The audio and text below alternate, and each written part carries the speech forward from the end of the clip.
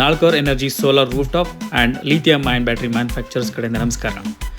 ಇದು Singapore ಜಾಳಲಿ East ಹತ್ರ ಈ ಮನೆ ಬರುತ್ತೆ.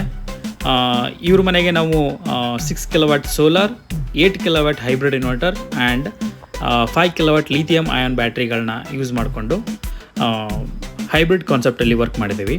ಇವರು ಇವಾಗ ಟೆಂಪ್ರರಿ ಕರೆಂಟಿಂದ ರನ್ ಮಾಡ್ತಾ ಇರೋದು ಮನೆನ. ಪರ್ಮನೆಂಟ್ ಕನೆಕ್ಷನ್ ಇನ್ನೇನೋ ಸಿಗುತ್ತಂತೆ. ಸೊ ಇದರಲ್ಲಿ ನಾವು ಗ್ರಿಡ್ಡಿಗೆ ಕನೆಕ್ಟ್ ಮಾಡ್ತೀವಿ.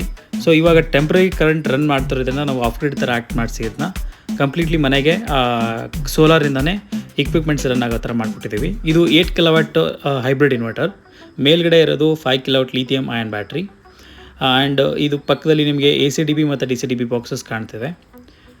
ಸೊ ಇಲ್ಲಿ ನಿಮಗೇನಾಗುತ್ತೆ, ಇವಾಗ ಇದು ಪ್ರೆಸೆಂಟ್ಲಿ ಆಫ್ ಗ್ರಿಡ್ ಥರ ಆ್ಯಕ್ಟ್ ಮಾಡ್ತಾ ಇರುತ್ತೆ.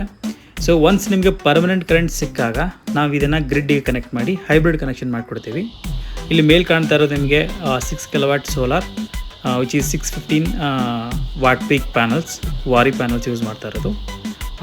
ಇಲ್ಲಿ ನಾವು ಸ್ಟ್ರಕ್ಚರ್ನ ಬಿಲ್ಡ್ ಮಾಡಿಸ್ಬಿಟ್ಟು ಮೇಲ್ಗಡೆ ಶೀಟ್ ಮೇಲ್ಗಡೆ ಸ್ಟ್ರಕ್ಚರ್ ಹಾಕ್ಬಿಟ್ಟು ಪ್ಯಾನಲ್ಸ್ನ ಕೂರಿಸಿದ್ದೀವಿ. ಯಾವುದೇ ಥರ ಲೀಕ್ ಆಗೋಲ್ಲ, ಏನೂ ಪ್ರಾಬ್ಲಮ್ ಆಗಲ್ಲ. Thank you.